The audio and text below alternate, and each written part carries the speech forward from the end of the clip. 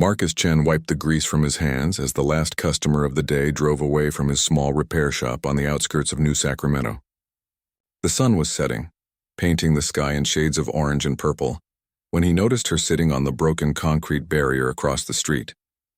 She looked young, maybe 17 or 18, with unusual silver hair that seemed to shimmer in the fading light. Her clothes were torn and dirty, and she was holding her left arm close to her body as if it were injured.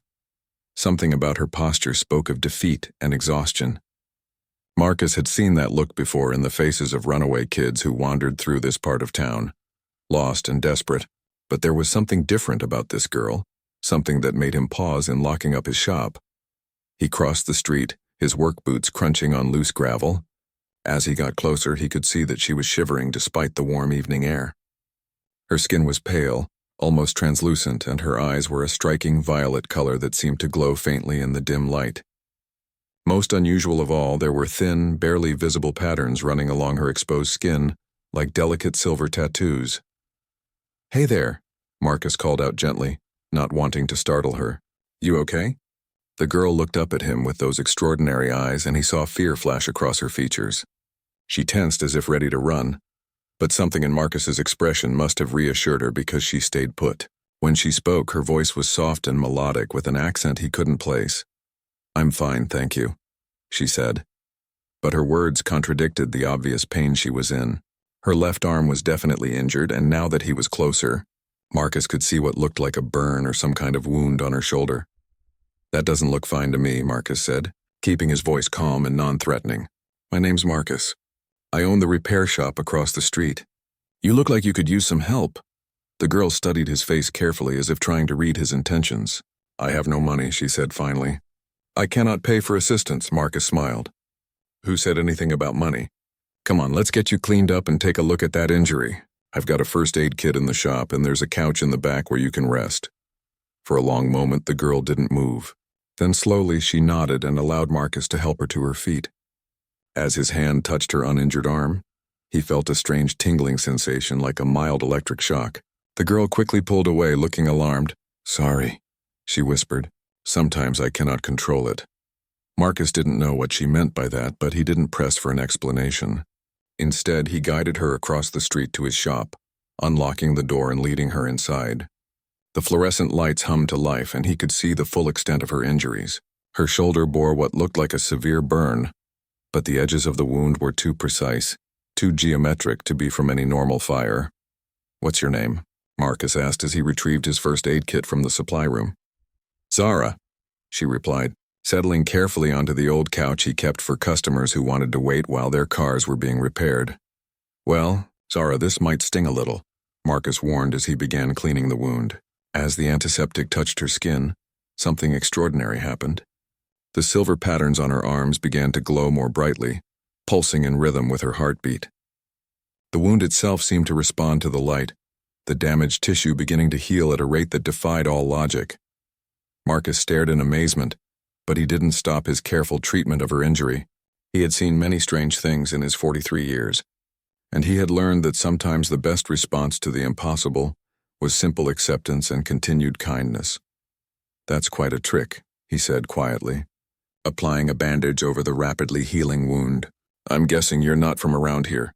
Zara's violet eyes widened in panic. "Please," she whispered, "you must not tell anyone. If they find me, they will take me back, and I cannot go back. I would rather die." Marcus finished securing the bandage and sat back on his heels, looking at this mysterious girl who had appeared in his life like something from a science fiction movie. Her fear was real and raw, and something deep in his chest responded to it with protective instincts he hadn't felt since his own daughter had been small. "Nobody's taking you anywhere you don't want to go," he said firmly. "Not while you're under my protection. But I think you'd better tell me what's going on, Zara.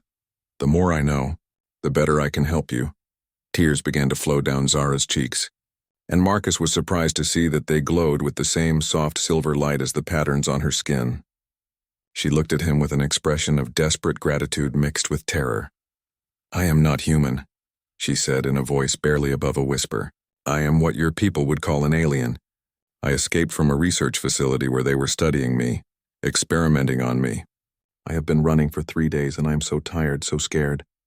When you showed me kindness, when you did not run away or try to capture me, I thought perhaps there was hope. But now you know what I am, and I do not know if you will still want to help me." Marcus reached out slowly and placed his hand over hers, ignoring the electric tingle that ran up his arm. "Zara, I don't care what planet you're from. You're hurt, you're scared, and you need help. That's all that matters to me. We'll figure out the rest as we go." For the first time since he had seen her sitting on that broken concrete barrier, Zara smiled. It transformed her entire face, making her look young and beautiful and filled with hope. The silver patterns on her skin pulsed brighter for a moment, and Marcus realized that this strange, wonderful girl was about to change his life in ways he couldn't yet imagine. The next morning, Marcus woke to the smell of something wonderful cooking in his small apartment above the repair shop. For a moment, he was confused. Then he remembered Zara. He had offered her his couch for the night, but apparently she had found her way to his kitchen instead. When he stumbled downstairs in his robe and slippers, he found her standing at his stove, cooking what appeared to be eggs and bacon with remarkable skill. Her injured arm moved freely, showing no signs of the previous night's damage. The silver patterns on her skin were barely visible now, just faint traces that could be mistaken for unusual birthmarks in the morning light. "Good morning, Marcus," she said, turning to smile at him. "I hope you do not mind. I wanted to do something to thank you for your kindness." "You didn't have to do that," Marcus said, though his stomach was growling at the delicious smell. "How did you even know where I keep everything?" Zara's expression became slightly sheepish. "I have enhanced senses. I can detect the molecular composition of objects, which tells me what they are and where they belong. It is one of the abilities my people possess." Marcus poured himself a cup of coffee and sat at his small kitchen table, watching as Zara plated the food with an artist's precision. "Your people," he said. "What are they like? Where do you come from?" Zara brought him a plate and sat across from him, her violet eyes distant with memory. "My homeworld is called Luminari. It is very different from Earth, with 3 moons and cities that float in the sky. My people are empathic healers. We can sense the emotions and pain of other beings, and we have the ability to heal both physical and emotional wounds through touch." She paused, her expression darkening. "That is why the humans at the facility wanted to study me. They captured me when my scout ship crashed in your Pacific Ocean 6 months ago. They kept me in a laboratory, running tests, trying to understand how my healing abilities work. They wanted to replicate them, to create weapons from them." Marcus felt anger rising in his chest at the thought of anyone treating this gentle girl as a lab experiment. "How did you escape?" "There was an accident during one of their experiments. They were trying to force me to use my abilities beyond their natural limits, and I lost control. The energy surge damaged their containment systems and caused a fire. In the confusion, I managed to get away." Zara touched her shoulder where the wound had been. "This injury was from their security systems as I fled." Marcus reached across the table and took her hand, feeling that strange electric tingle again. "What does that feel like when I touch you?" Zara's eyes widened slightly. "You are not afraid of it?" "Should I be?" "Most beings find the sensation disturbing. It is our empathic connection. When I touch someone, I can feel their emotions, their pain, their memories, and they can feel mine, though usually not as strongly." She squeezed his hand gently. "With you it is different. Usually I must concentrate to control the flow of emotion between myself and another being. But with you it feels natural, comfortable. I do not understand why." Marcus didn't understand it either, but he found the sensation oddly comforting, like a warm current running between them. Maybe some people are just more compatible than others. Before Zara could respond, the sound of helicopters filled the air outside. They both looked up in alarm as the noise grew louder, accompanied by the rumble of heavy vehicles on the street. Zara's face went pale and the silver patterns on her skin began to pulse rapidly. "They have found me," she whispered, terror filling her voice. "I should not have stayed so long in one place. I have put you in danger." Marcus stood and moved to the window, peering through the blinds. 3 black helicopters circled overhead while armored vehicles blocked both ends of the street. Men in tactical gear were taking positions around his building, their weapons trained on every exit. "How did they track you?" Marcus asked, his mind racing through possible escape routes. "The connection," Zara said, her voice breaking. "When I use my abilities or when I experience strong emotions, it creates an energy signature they can detect. Last night when you showed me such kindness, When I felt safe for the first time in months, I must have generated a signal they could follow. A voice boomed from a loudspeaker outside. This is Colonel Harrison of the Department of Extraterrestrial Research. We have the building surrounded. Send out the alien subject immediately and no one will be harmed. Marcus felt a cold rage building inside him. These people had tortured and experimented on Zara, and now they expected him to just hand her over like she was some kind of object they owned. He thought about his daughter Sarah, who lived across the country with her mother.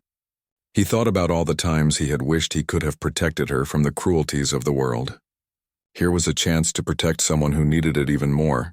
Is there another way out of here? He asked Zara. Marcus, no, she said, tears beginning to flow down her cheeks. I cannot ask you to risk your life for me. These people are dangerous. They will hurt you if you try to help me. Too late for that, Marcus said grimly. The moment I decided to help you, I made my choice. Now is there another way out? Zara closed her eyes and extended her senses, her abilities allowing her to perceive the building's structure and the positions of the soldiers outside. There is a maintenance tunnel in the basement that leads to the sewer system. But Marcus, even if we escape, they will never stop hunting me. And now they will hunt you too. Marcus smiled and squeezed her hand one more time. Then I guess we'd better make sure they don't catch us. The loudspeaker crackled to life again. You have 5 minutes to comply. After that, we're coming in. Marcus led Zara toward the basement stairs, his mind already working on a plan. He had served 2 tours in Afghanistan before coming home to open his repair shop, and he still remembered a few things about evading pursuit. More importantly, he knew this neighborhood like the back of his hand. Zara, he said as they reached the basement door, I need you to understand something. What I'm about to do, I'm not doing it because I think you're some kind of valuable alien specimen. I'm doing it because you're a person who deserves to be free, and because sometimes doing the right thing is more important than being safe. Zara looked at him with those luminous violet eyes, and for a moment Marcus felt a wave of emotion wash over him through their connection. Gratitude, hope, and something else, something that felt very much like the beginning of love. On my world, Zara said softly, we have a saying. Kindness is the light that guides lost souls home. I think I am beginning to understand what it means. The maintenance tunnel was cramped and dark, filled with the smell of rust and stagnant water. Marcus led the way with a flashlight, while Zara followed close behind, her enhanced senses helping them navigate the maze of pipes and electrical conduits. Above them, they could hear the heavy footsteps of soldiers searching the building. The tunnel connects to the old storm drain system, Marcus whispered as they crawled through a particularly narrow section. It comes out about half a mile from here near the abandoned factory district. Marcus, Zara said quietly, I need to tell you something about my people that might change how you feel about helping me. Can it wait until we're not being hunted by government agents? It might be important. You see, the healing abilities I mentioned are not the only gifts my people possess. We also have what you might call defensive capabilities. When threatened or when protecting someone we care about, we can generate electromagnetic pulses that disable electronic equipment. We can also manipulate gravitational fields on a small scale. Marcus paused in his crawling and looked back at her. Are you saying you could have fought your way out of that lab any time you wanted? Zara's violet eyes were filled with pain. Not exactly. These abilities require emotional triggers, and the humans who held me used drugs and psychological techniques to keep me in a state of suppressed despair. They knew that if I felt hope or formed emotional connections, I might become dangerous to them.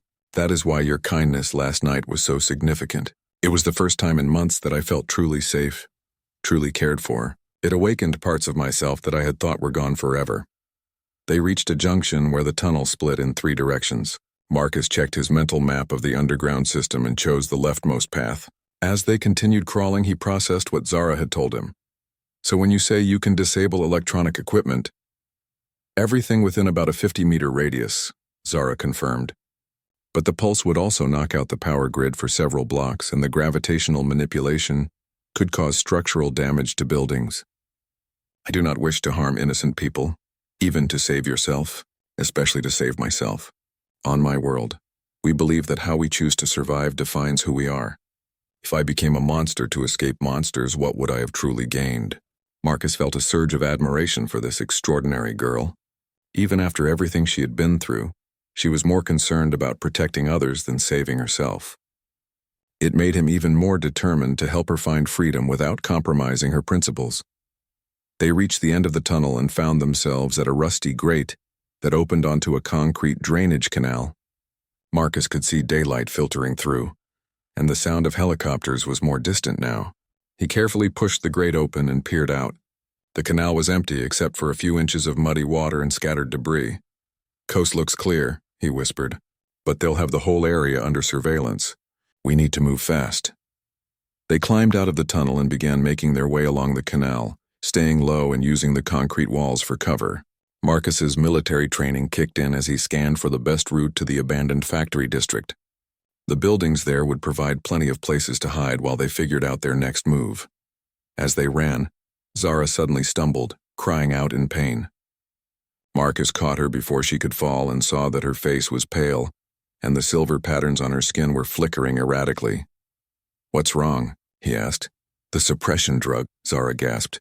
"They are still in my system, fighting against my natural abilities. When I use my powers or experience strong emotions, it creates a conflict that causes me great pain."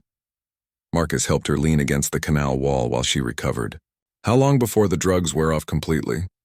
"Perhaps another day, maybe 2. But Marcus, there is something else you need to know. The reason they were able to track me last night was not just because of the energy signature from my emotions. They implanted a tracking device in my body while I was unconscious. It is designed to activate when my abilities manifest." Marcus stared at her in shock. "You mean they've been able to follow us this whole time?" "Not exactly. The device only transmits when I use my powers or when I feel intense emotions. Most of the time it remains dormant. But last night, when I felt such gratitude and safety with you, it activated. And just now, when I stumbled and lost control briefly, it would have sent another signal." As if summoned by her words, the sound of helicopters began growing louder again. Marcus looked up to see one of the black aircraft approaching their position, with 2 more visible in the distance. "We need to get to cover now," he said, helping Zara to her feet. They ran along the canal as fast as they could, but the helicopter was gaining on them. Marcus could see armed figures rappelling down ropes from the aircraft, and more vehicles were converging on their location from multiple directions. "There," Marcus pointed to a large drainage pipe that fed into the canal from the side. "We can hide in there until they pass." But as they reached the pipe, Zara suddenly stopped running. Her eyes were fixed on something behind them, and when Marcus turned, he saw a soldier raising a weapon that looked nothing like any gun he had ever seen. It crackled with electric energy, clearly designed to incapacitate rather than kill. "Marcus, get behind me," Zara said, and her voice had changed. It was filled with a power and authority that made the air around them vibrate. "Zara, don't do anything that will hurt innocent people." "These are not innocent people," Zara said, and the silver patterns on her skin began to glow brighter than Marcus had ever seen them. "These are the ones who tortured me, who treated me like an object to be studied and used. They have chosen their path just as I must choose mine." The soldier fired his weapon, but the electric bolt never reached them. Instead, it was absorbed by the growing aura of energy surrounding Zara. She raised her hand, and Marcus felt the hair on his arm stand up as electromagnetic energy began building around them. "I will give them one chance," Zara said, her voice carrying impossible authority. "One chance to leave us in peace. After that, I will show them why my people were once feared as well as respected throughout the galaxy." She spoke in a voice that somehow carried clearly to every soldier within 100 meters, despite the noise of helicopters and engines. "I am Zara of the House of Healing, daughter of the Luminari. You have violated the ancient laws of hospitality by pursuing a guest under protection. You have 1 minute to withdraw or face the consequences of your actions." Marcus watched in amazement as every electronic device within sight began to flicker and spark. The helicopters wavered in the air as their instruments failed, and the soldiers' weapons powered down one by one. 30 seconds, Zara announced, and the very ground beneath their feet began to vibrate with building energy. For the first time since this chase began, Marcus saw uncertainty in the faces of their pursuers. Whatever they had expected from the alien girl they had been hunting, this display of power was clearly beyond their preparations. Colonel Harrison's voice crackled over the failing communication system. "Stand down, all units! I repeat, stand down." But his words were barely audible through the electromagnetic interference that Zara was generating. Marcus watched in awe as the helicopters struggled to maintain altitude their electronics failing one by one. The soldiers on the ground were backing away, their weapons now useless chunks of metal and plastic. But instead of feeling triumphant, Marcus noticed that Zara was trembling with effort and tears were streaming down her face. "Zara," he said gently, placing a hand on her shoulder, "you've made your point. They're retreating. I can feel their fear," she whispered, her voice breaking, "and their anger. This is not how I wanted it to be. On my world, we resolve conflicts through understanding, not displays of force. Sometimes force is the only language bullies understand," Marcus replied. "But you gave them a choice and you didn't actually hurt anyone. That says something about who you are." Slowly, Zara lowered her hand and the electromagnetic field began to dissipate. The helicopters managed to stabilize and began pulling back to a safer distance, but they didn't leave entirely. Instead, they established a perimeter about a mile away, clearly regrouping and calling for reinforcements. "This is only temporary," Zara said, swaying slightly as the effort of using her powers took its toll. "They will return with better equipment, more soldiers. And now that they have seen what I can do when pushed too far, they will consider me a threat to be eliminated rather than a specimen to be studied." Marcus helped her walk toward the abandoned factory district, both of them moving quickly but trying not to appear panicked. "Then we need to get you somewhere safe where you can figure out your next move." "There is nowhere safe for me on this world," Zara said sadly. "My ship was destroyed in the crash, and even if it had survived, the technology to repair it does not exist here. I am stranded among people who see me as either a threat or a resource to be exploited." As they reached the outskirts of the factory district, Marcus was surprised to see a familiar figure waiting for them. It was Mrs. Rodriguez, the elderly woman who ran the local diner and who had been like a grandmother to him since he moved to this neighborhood. She was standing beside an old pickup truck, and she waved them over with urgent gestures. "Marcus, mijo, get in the truck quickly," she called out. "I saw what happened on the news. The whole neighborhood is talking about it." "Mrs. Rodriguez, this is dangerous," Marcus started to say. But the older woman cut him off with a sharp look. "You think I lived through 73 years without learning when to help someone who needs it? Get in the truck, both of you. I know somewhere you can hide while you figure out what to do next." As they climbed into the cab of the old Ford, Mrs. Rodriguez studied Zara with curious but kind eyes. "So you're the girl who's got the government all worked up. You don't look so scary to me." Zara managed a weak smile. "I am not scary, Mrs. Rodriguez. I am just very far from home and very frightened." "Well, fear makes people do stupid things," the elderly woman said as she started the engine. "Both the people who are afraid and the people they're afraid of. The trick is to remember that most folks are basically good, even when they're scared." She drove them through back roads that Marcus didn't even know existed, taking a winding route through farmland and small communities. As they traveled, she told them about her late husband, who had been an undocumented immigrant when they met, and about the underground network of people who had helped him gain citizenship. "There are still good people in this world," she said. "People who understand that doing the right thing is more important than following bad laws.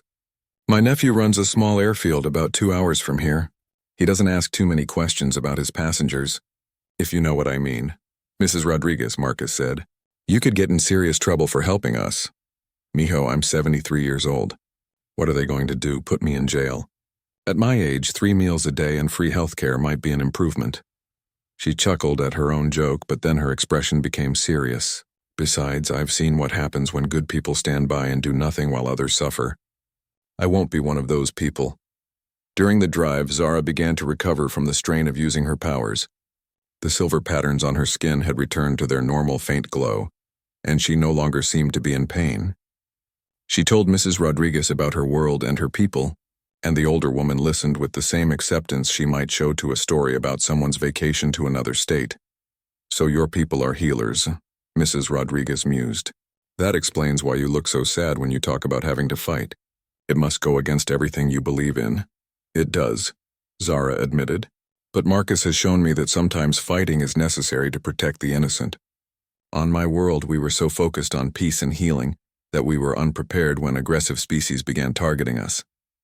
Many of my people were captured or killed because we refused to defend ourselves effectively." "Is that what happened to you?"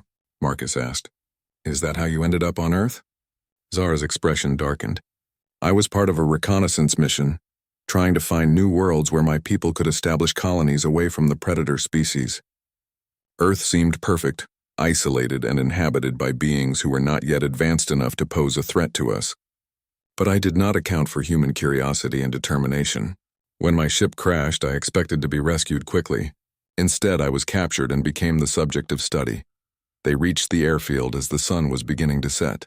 It was a small, privately owned strip with a single runway and a few old buildings. Mrs. Rodriguez's nephew, Carlos, was waiting for them beside a small twin-engine plane. He greeted his aunt with a warm hug and looked curiously at Marcus and Zara. "Tia Elena told me you need passage somewhere safe," he said. "I have a flight planned to Canada tonight. The authorities there are more flexible about certain types of refugee situations." "Carlos, you don't understand," Marcus said. "This isn't about immigration issues. This is something much bigger and more dangerous." Carlos smiled and gestured toward his plane.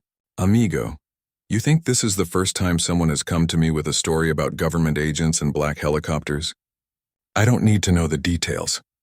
I just need to know that you're good people who need help." As they prepared to board the plane, Zara suddenly grabbed Marcus's arm. "Wait," she said. "I cannot ask you to leave your life behind for me. You have a business, friends, a life here. If you come with me, you can never return." Marcus looked back toward the horizon where he had spent the last 15 years building a quiet life for himself. He thought about his repair shop, his regular customers, the simple routine that had given him peace after the chaos of military service. Then he looked at Zara, this extraordinary being who had already changed his understanding of what was possible in the universe. "My life here was good," he said finally, "but it wasn't complete. I didn't realize that until I met you. Besides, someone needs to make sure you don't face whatever comes next alone." Zara's eyes filled with tears, and through their empathic connection, Marcus felt a wave of gratitude and love so powerful it took his breath away. For the first time since this adventure began, he felt absolutely certain that he was making the right choice. The flight to Canada was smooth, but Marcus could feel Zara's tension growing with each mile they traveled. She sat quietly beside him, staring out the small window at the lights below, her silver patterns dim with worry. "What's troubling you?" Marcus asked softly, not wanting to disturb Carlos, who was focused on flying. "I am thinking about what comes next," Zara replied. "Even if we reach safety, I am still stranded on this world. My people do not know where I am or what happened to me. For all they know, I died in the crash, and with each day that passes, the predator species that drove us from our colonies grow stronger. Maybe there's a way to contact your people," Marcus suggested. "Some kind of signal or message you could send." Zara shook her head. "The technology required does not exist on Earth. My people communicate across interstellar distances using quantum entanglement transceivers, and the materials needed to build one cannot be found in this solar system." Marcus was about to ask more questions when Carlos called back to them from the pilot's seat. "We've got company," he said, his voice tight with concern. 3 military aircraft approaching from the south. They're not showing up on radar, which means they're using stealth technology. Through the small windows, they could see the dark shapes of advanced fighter jets moving to intercept their small plane. A voice crackled over the radio, speaking with calm authority. "Unidentified aircraft, this is Major Collins of the United States Air Force. You are carrying stolen government property. Land immediately at the coordinates we are transmitting, or we will be forced to disable your aircraft." Carlos looked back at his passengers with a grim expression. "I'm sorry, amigos. I can outmaneuver a lot of things in this old bird, but not military fighters." "It's not your fault," Marcus said. "You've done more than enough to help us." But Zara was studying the approaching aircraft with intense concentration, her enhanced senses analyzing their construction and capabilities. "Marcus," she said suddenly, "how much do you trust me?" "With my life," he replied without hesitation. "Then hold on to something, because I am about to do something that goes against every principle I was raised with." Zara placed her hands on the metal frame of the aircraft and closed her eyes. "Carlos, when I tell you to, point this plane straight up and give it full power. Señorita, this is not a rocket ship. We can't just fly into space." "Trust me," Zara said, and the silver patterns on her skin began to pulse with increasing intensity. "I am about to give your plane some modifications that will allow it to do things it was never designed to do." Marcus felt the familiar electric tingle as Zara's power built around them, but this time it was different. Instead of the chaotic energy discharge she had used against the soldiers, this felt controlled and purposeful. The metal of the aircraft began to hum with a strange resonance, and Marcus could feel the plane itself changing in ways his mind couldn't quite comprehend. "Now, Carlos," Zara shouted. The pilot pulled back on the controls and pushed the throttles to maximum. Instead of the expected response, the small plane shot upward like it had been fired from a cannon. The G-forces should have crushed them, but somehow they remained conscious and unharmed as they climbed at an impossible rate. Through the window, Marcus watched the military fighters falling away below them as they ascended through the atmosphere. The stars grew brighter and more numerous as the sky around them faded from blue to black. "Zara," Marcus said in amazement, "what did you do to this plane?" "I created a localized gravitational field that cancels out Earth's gravity and provides propulsion," she explained, though she was clearly straining with the effort. "It is not sustainable for long, but it will get us high enough to—" She paused, her eyes widening as she sensed something beyond the Earth's atmosphere. "What is it?" Marcus asked. "There is a ship," Zara whispered, tears beginning to flow down her cheeks. "A Luminari ship hiding in your moon's shadow. They came looking for me." Carlos, who had been gripping the controls and staring at instruments that no longer made any sense, turned to look at them with wide eyes. "Are you telling me that we just flew into space in a 70-year-old Cessna?" "It appears so," Marcus said, equally amazed. "Zara, can you contact your ship?" Zara nodded and placed her hands on the aircraft's radio system. Energy flowed from her into the device, transforming it into something far beyond human technology. When she spoke into the microphone, her words were in a musical language that sounded like water flowing over crystal. The response came immediately, a harmony of voices speaking in the same beautiful language. Zara began crying harder, but Marcus could feel through their connection that these were tears of joy and relief. "They have been searching for me for months," she said, switching back to English so Marcus and Carlos could understand. "My cousin Lyrian is commanding the rescue ship. They detected the energy signature when I modified your aircraft and realized it could only be me. Through the modified radio, they could hear the Luminari ship approaching, though it remained invisible to their eyes." Carlos was muttering prayers in Spanish while staring at his instruments, which were now displaying readings that defied all known laws of physics. "Zara," Marcus said carefully, "I'm happy for you, truly. But what happens now? Do you just leave with them and forget about Earth?" Zara turned to look at him, her violet eyes reflecting the starlight streaming through the windows. "That depends on you, Marcus. My people owe you a great debt for protecting me when I was helpless and alone. But more than that, you have shown me something I did not know existed." "What's that?" "You have shown me that not all species respond to the unknown with fear and aggression. You met me at my most vulnerable moment, and instead of seeing a threat or an opportunity for gain, you saw someone who needed help. That is remarkable, and it suggests that humanity might be very different from what my people have observed." Through the radio, Lyrian's voice spoke in accented but clear English. "Cousin Zara, we are prepared to beam you aboard. But our sensors indicate that you have formed an empathic bond with one of the humans. This is unprecedented." "It is more than unprecedented," Zara replied, looking at Marcus with an expression of wonder. "I believe I have found something my people thought was only legend. The humans call it love, but we know it as the great resonance, the connection between souls that transcends species and distance." Marcus felt his heart skip a beat. Through their empathic link, he could feel Zara's emotions as clearly as his own. And what he sensed there was deeper than anything he had ever experienced. It wasn't just attraction or affection. It was a fundamental recognition, as if he had found a part of himself he didn't know was missing. "Zara," he said quietly, "are you saying what I think you're saying? I am saying that my people have searched the galaxy for others who might understand us, who might share our capacity for healing and empathy. We have found many intelligent species, but none who could truly connect with us on an emotional level. But you, Marcus, you have a natural empathic ability that resonates perfectly with mine. It is why the connection between us feels so comfortable, so right." Carlos interrupted their conversation with an urgent shout. "Amigos, we have a problem. There are more aircraft approaching from Earth, and these ones look like they're armed with much more serious weapons." Through the windows, they could see a formation of military spacecraft rising from the planet below. Unlike the fighters they had encountered earlier, these vessels were clearly designed for space combat. bristling with weapon systems that looked alien in their own right. Your government has been reverse engineering captured alien technology, Lyrian's voice explained through the radio. They have been preparing for this possibility ever since they captured Zara. Those ships are equipped with plasma weapons and gravitational disruptors. Can your ship protect us? Marcus asked. We are a science vessel, not a warship, Lyrian replied. But we will not abandon family, nor those who have protected family. Suddenly, the space around them filled with ships materializing from cloaking fields. The small luminary science vessel was joined by 3 much larger craft, their hulls gleaming with the same silver patterns that marked Zara's skin. These were clearly military vessels armed and ready for battle.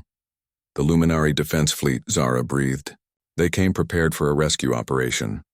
The lead military ship, a beautiful but deadly-looking vessel that seemed to be made of living light and metal, opened communications. The voice that spoke was ancient and filled with authority. I am Admiral Theron of the Luminary Defense Fleet. Human vessels, you will stand down immediately and allow us to recover our people. Any hostile action will be met with appropriate force. The human spacecraft continued their approach, apparently undaunted by the superior alien technology arrayed against them. Marcus realized that this was about to become the first open military conflict between Earth and an alien civilization, all because one man had shown kindness to a lost and frightened girl. This is all my fault, he said. If I hadn't helped Zara, none of this would be happening. No, Zara said firmly, taking his hand. If you had not helped me, I would still be a prisoner in that laboratory and my people would never have known what happened to me. Your act of kindness did not cause this conflict, Marcus. It revealed a conflict that was already inevitable. The standoff continued for several tense minutes, with both fleets holding their positions while Marcus wrestled with the most important decision of his life. Through the empathic bond he shared with Zara, he could feel her hope and fear in equal measure. She wanted him to come with her, but she also understood the magnitude of what she was asking. Then something unexpected happened. Carlos, who had been listening to the radio chatter from both sides, suddenly spoke up. Excuse me, he said into the microphone, but I think you're all missing something important here. Both Admiral Theron and the human fleet commander responded simultaneously, creating a cacophony of voices demanding to know who was speaking. My name is Carlos Rodriguez, the pilot continued calmly. I'm just a guy who flies a small plane and helps people who need it. But I've been listening to all of you argue about first contact and military responses and diplomatic protocols, and I think you're making this more complicated than it needs to be. Carlos, what are you doing? Marcus whispered. Something my tia Elena taught me, Carlos replied. Sometimes when people are so busy posturing and preparing for the worst, they forget to look for the best. He keyed the microphone again. Admiral Theron, you came here to rescue one of your people who was being held against her will. Marcus helped her escape because it was the right thing to do. That's not an act of war. That's just basic human decency. And Colonel Harrison, or whoever is commanding those human ships, you're chasing a girl who never did anything to hurt anyone. She defended herself when attacked, but she never started any fights. Through the radio, they could hear heated discussions taking place on both sides. Carlos waited patiently, then continued. Here's what I think should happen. The Luminary take their people home because that's what they came here to do. But before they leave, maybe someone should ask Marcus what he actually wants to do, instead of everyone assuming they know what's best for him. Admiral Theron's voice came through the speakers with what sounded like amusement. Carlos Rodriguez of Earth, you speak wisdom. Marcus Chen, what is your choice? Marcus looked at Zara, seeing in her violet eyes the entire universe of possibilities that lay before them. He thought about his quiet life on Earth, about his repair shop and his regular customers and the simple routine that had given him peace. Then he thought about the wonder in Zara's voice when she described her floating cities and triple moons, and about the healing knowledge her people possessed that could benefit all of humanity. I want to go with Zara, he said finally, but not forever. I want to learn about her people and her world, and then I want to come back and help Earth understand that we're not alone in the universe. Maybe if people like Colonel Harrison understood that the Luminary are healers, not conquerors, they wouldn't be so quick to shoot first and ask questions later. That is acceptable, Admiral Theron replied. We will establish a formal diplomatic contact in one of your years, when both sides have had time to prepare properly. Marcus Chen will serve as our ambassador to humanity, if he chooses to accept this responsibility. The human fleet commander's voice crackled over the radio.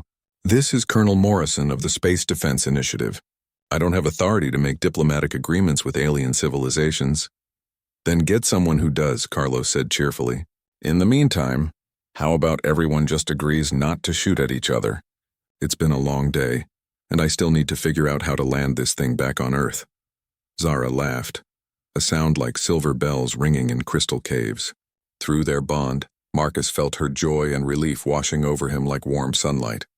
She reached out and took his hand, and the electric tingle of their connection seemed to flow through the entire aircraft. There is something I need to tell you, she said to Marcus. When I modified your aircraft to escape Earth's gravity, I may have made some permanent changes. This plane will never be quite the same. Carlos looked at his instruments, which were still displaying impossible readings. What kind of changes? Let me put it this way, Zara said with a mischievous smile. You may find that your fuel efficiency has improved dramatically, and your maximum altitude is now limited only by your oxygen supply. Are you telling me you turned my old Cessna into a spaceship? A very basic spaceship, but yes. Think of it as payment for helping us when we needed it most. Through the radio, Admiral Theron's voice announced that the Luminary science vessel was preparing to dock with their aircraft. Zara, we will transfer you and Marcus to our ship. Carlos Rodriguez, we offer you safe passage back to Earth's surface, along with our gratitude for your role in preventing what could have become a tragic first contact. Actually, Carlos said, looking at the star-filled sky around them with wonder, would it be possible to see your ship before you go? I mean, how often does a guy get a chance to meet real aliens?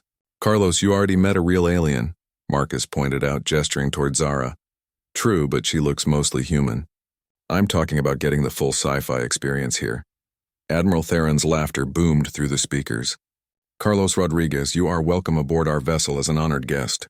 Any being who can bring wisdom and humor to a potential interstellar conflict deserves to see the wonders of Luminary engineering.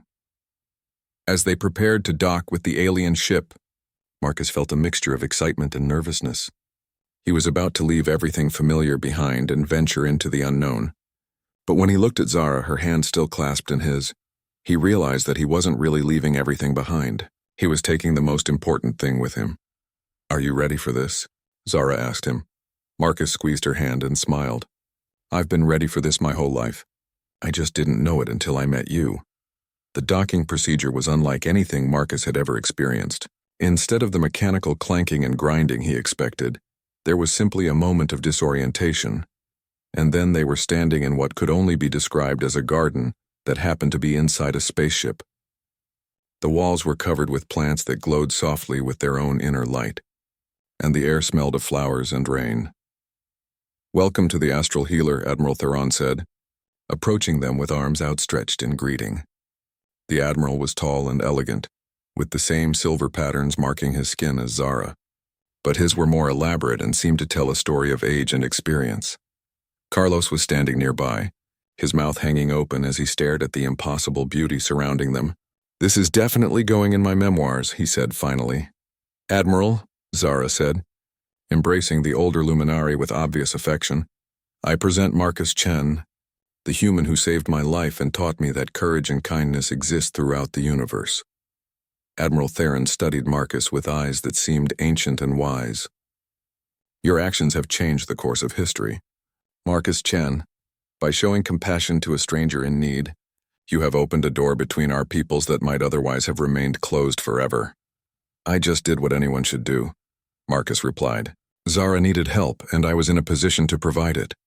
Ah, Admiral Theron said with a knowing smile. But that is precisely what makes your species so remarkable. You say anyone should do as if kindness to strangers were the most natural thing in the world.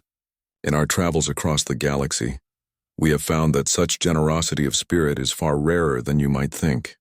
1 year later, Marcus stood on the observation deck of the Luminary diplomatic vessel as it approached Earth. Through the massive, transparent wall, he could see the blue marble of his homeworld growing larger, its familiar continents and swirling clouds filling him with a mixture of homesickness and anticipation. The year he had spent on Luminary had changed him in ways he was still discovering. He had learned their language, studied their healing arts, and gained an understanding of galactic civilization that few humans could imagine. But more importantly, he had learned about himself, about the capacity for growth and wonder that existed within every conscious being. Zara joined him at the observation window, her presence still sending that familiar warm tingle through his nervous system. The bond between them had only grown stronger during their time together, and Marcus now understood that what they shared was indeed as rare and precious as the luminary believed. "Are you nervous about returning?" Zara asked, taking his hand in hers. "A little," Marcus admitted. "A lot has changed since we left. According to the reports from Earth, the revelation that aliens exist has caused quite a stir. Some people are excited about the possibilities for trade and cultural exchange. Others are convinced that you're all planning an invasion. And what do you think will happen when we arrive?" Marcus smiled, thinking about the letters and video messages he had received from Mrs. Rodriguez, Carlos, and others who had helped them during their escape. "I think most people are fundamentally good, just like you said Admiral Theron told us. They're scared because they don't understand, but once they get to know you, they'll realize there's nothing to fear." Through the ship's communication system, they could hear Admiral Theron coordinating with Earth's newly established Alien Contact Committee. The formal first contact protocols had been developed over the past year through careful negotiation, with Marcus serving as an intermediary between the two species. "Astral healer to Earth control," Admiral Theron's voice echoed through the ship. "We are requesting permission to enter Earth orbit for the formal establishment of diplomatic relations between the Luminary Collective and the people of Earth. Earth. Control to Astral Healer," came the reply. "Permission granted. Please proceed to coordinates we are transmitting. Welcome to Earth, Admiral Theron."